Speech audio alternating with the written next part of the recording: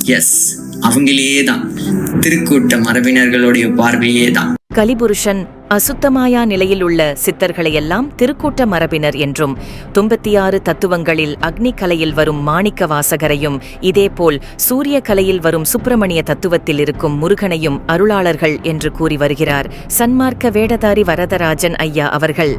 இவர்களைப் பற்றி வள்ளலார் என்ன கூறுகிறார் என்றால், மாணிக்கவாசக சுவாமிகளும் 63 நாயன்மார்களும் மனிதரல்லர் தத்துவங்கள், தேவாரம், திருவாசகம் முதலியவைகள் மேற்குறித்தவர்கள் பாடியனவல்ல, சித்தர்கள் சில சித்திகளை குறித்து கற்பனையாய்ச் செய்த சரித்திரம். அதற்கு மேற்கொள் வேண்டுவதின் பொருட்டு சில பாடலுன் செய்து புராணத்தில் மேற்குறித்தபடி பெயரிட்டு அவர்கள் செய்ததாக பரிச்சயம் செய்ததே தவிர உண்மையல்ல. இவற்றிற்குரிய தாத்பரியங்களும் உண்மைகளும் சுத்த சன்மார்க்கத்தில் பகிரங்கமாய் இனி வெளிப்படும் என்ற வள்ளலாரின் சத்திய வார்த்தை கேட்ப உண்மைகள் வெளிவந்த வண்ணம் உள்ளன.